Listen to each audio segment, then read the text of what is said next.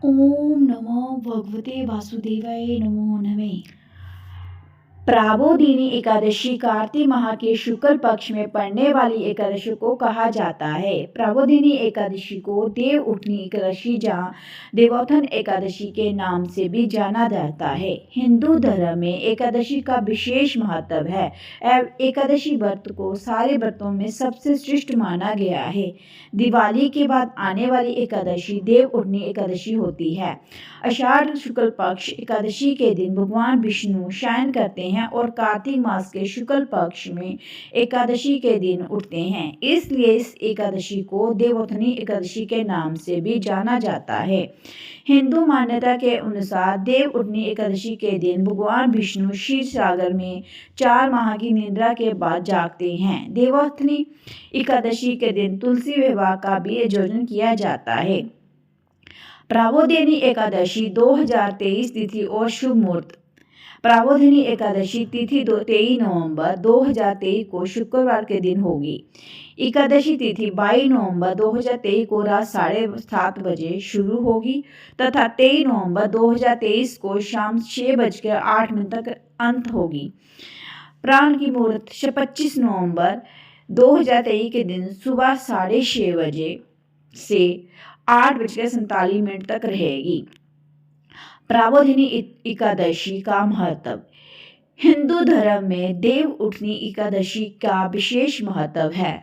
भगवान विष्णु के 4 मास के शान काल के दौरान विवाह आदि मंगल कार्य नहीं किए जाते, परंतु देवोत्थानी एकादशी के दिन भगवान विष्णु के जागने के बाद शुभ तथा मंगली कार्य शुरू होते हैं। इसी कारणवश देवोत्थानी एकादशी बहुत ही महत्वपूर्ण एकादशी होती है।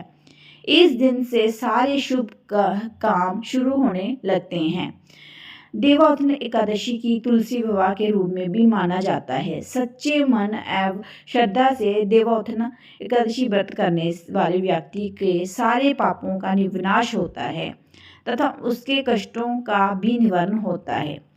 प्राबोधिनी देव उठनी एकादशी व्रत कथा। एक समय की बात है जब नारद जी ने ब्रह्मदेव से पूछा कि हे पिता, कृपा करके आप मुझे प्राबोधिनी एकादशी के महत्व के बारे में विधान पूर्वक बताइए। ये सुनकर ब्रह्मा जी ने कहा कि हे पुत्र, कार्तिक मास के शुक्ल पक्ष में पड़ने वाली इस एकादशी का फल एक सहस्त्र अश्वमेध तथा 100 राजसूय यज्ञ के फल के बराबर होता है।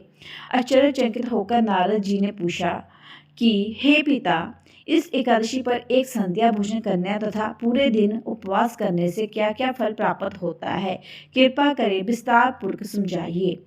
इस पर ब्रह्मादेव ने कहा, हे नारद, एक संध्या को भोजन करने से 2 जन्म के तथा पूरे दिन उपवास करने से 7 जन्म के पापों का नाश होता है। जिस वस्तु को तीनों लोग में प्राप्त करना मुश्किल है, वह वस्तु प्राबोधिनी एकादशी के व्रत से सहज तत्व से प्राप्त की जा सकती है।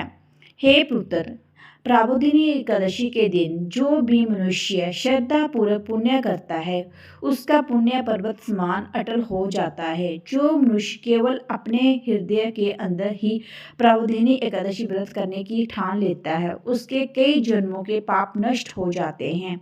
जो मनुष्य प्राबोधिनी एकादशी के दिन रात्रि जागरण करते हैं, उनकी पिछली पीढ़ी एवं आने वाली 10 पीढ़ी विष्णु लोक में वास करती हैं। प्राबोधिनी एकादशी के दिन रात्रि जागरण करने का फल अश्वमेध आदि यज्ञों के फल से भी अधिक होता है। हे पुत्र, इस पूरे जगत में उसी मनुष्य का जीवन सफल है जिसने प्राबोधिनी एकादशी के व्रत के द्वारा अपने कुल को पवित्र तथा पावन किया है। संसार के समस्त तीर्थ प्राबोधिनी एकादशी का व्रत करने वाले के घर में वास करते हैं। भगवान विष्णु के प्रसन्नता के लिए प्राबोधिनी एकादशी का व्रत अवश्य करना चाहिए, क्योंकि ये एकादशी भगवान श्री विष्णु को अत्यंत प्रिय है। इस एकादशी व्रत के जरिए मनुष्य को जन्म मरण के चक्कर से मुक्त हो जाता है। प्राबोधिनी एकादशी व्रत करने का पुण्य समस्त जीवन के पुण्य से बड़ा होता है। इसलिए पुत्र, तुम्हें विधि पूर्वक भगवान विष्णु का पूजन करना चाहिए। कार्तिक मास में प्रभु की कथा पढ़ने या सुनने से 100 गांवों के दान का समान फल की प्राप्ति होती है। देवोत्थान एकादशी व्रत की विधि। एकादशी से एक दिन पहले दशमी तिथि के दिन सात्विक भोजन ग्रहण करें तथा सूर्यास्त के पश्चात भोजन ग्रहण न करें। एकादशी के दिन प्रातःकाल सूर्यास्त से पहले उठकर स्नान कर लें एवं स्वस्थ वस्त्र धारण कर लें एवं पूजा घर को गंगा जल में शुद्ध कर लें। इसके बाद आसन पर बैठकर व्रत का संकल्प कर लें। इसके पश्चात भगवान शालिग्राम यानी भगवान विष्णु के स्वरूप की मूर्ति को स्नान कराएं एवं स्वस्थ वस्त्र पहनाएं तथा शालिग्राम पर तुलसी पत्र अवश्य चढ़ाएं। इसके बाद धूप दीप गंध मिठाई आदि से भगवान विष्णु का पूजन करें। इसके पश्चात भगवान विष्णु की विधि पूर्वक पूजा एवं आरती करें। भगवान विष्णु को ईख अनार केला तथा सिंघाड़े भी अर्पित करना चाहिए। इस दिन माथे पर सफ़ेद चंदन या गोपी चंदन लगाकर पूजा करनी चाहिए। भगवान श्री विष्णु को 4 मास की निद्रा से जगाने के लिए घंटा तथा शंख आदि का मंगलिक ध्वनि के साथ उठाओ। भगवान उठाओ नारायण कहकर श्री भगवान विष्णु जी को उठाइए। व्रत के दिन ओम नमः भगवते वासुदेव मंत्र या विष्णु सहस्त्र नाम स्तोत्र जैसे शुभ विष्णु मंत्र का उच्चारण करें। व्रत के दिन अन्न के एक भी दाने का ग्रहण ना करें, परंतु इस दिन फल का आहार कर सकते हैं। इस दिन प्रबोधिनी एकादशी व्रत की कथा अवश्य पढ़ें या सुनें। व्रत के अगले दिन यानी त्रयोदशी के दिन सुबह उठकर स्नान कर लें एवं स्नान करने के पश्चात भगवान विष्णु की पूजा तथा आरती करें। इसके पश्चात सही मुहूर्त में व्रत का प्रण करें। और जानिए कि इस दिन तुलसी विवाह क्यों किया जाता है। प्राचीन काल में जलंधर नामक राक्षस ने चारों तरफ बड़ा उत्पात मचा रखा था। वह बड़ा वीर तथा पराक्रमी था। उसकी वीरता का रहस्य था उसकी पत्नी वृंदा का पतिव्रता धर्म। उसी के प्रभाव से वह विजयी बने हुआ था। जलंधर के उपद्रवों से परेशान देवगण भगवान विष्णु के पास गए तथा राक्षसों की गुहार लगाई। उनकी प्रार्थना सुनकर भगवान विष्णु ने वृंदा का पतिव्रता धर्म भंग करने का निश्चय किया। उन्होंने जलंधर का रूप धार कर शल से वृंदा का स्पर्श किया। वृंदा का पति जलंधर देवताओं से युद्ध कर रहा था, लेकिन वृंदा का अस्तित्व नष्ट होते ही मारा गया।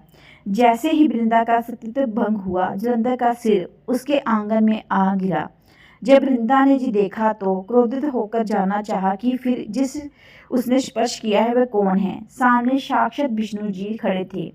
उसने भगवान विष्णु को शाप दिया जिस प्रकार तुमने शल से मुझे पति विजोग दिया है, उसी प्रकार तुम्हारी पत्नी का भी शल पूर्वक हरण होगा और स्त्री विजोग सहने के लिए तुम्हें भी मृत्यु लोक में जन्म लोगे। ये कहकर वृंदा अपने पति के साथ सती हो गई। जिस जगह वृंदा सती हुई वहां तुलसी का पौधा उत्पन्न हुआ।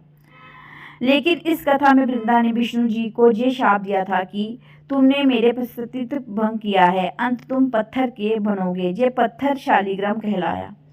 विष्णु ने कहा, हे वृंदा, ये तुम्हारे अस्तित्व का फल है कि तुम तुलसी बनकर मेरे साथ ही रहोगी। जो मनुष्य तुम्हारे साथ मेरा विवाह कराएगा वह परम धाम को प्राप्त होगा। बिना तुलसी दल के शालिग्राम या विष्णु जी की पूजा अधूरी मानी जाती है।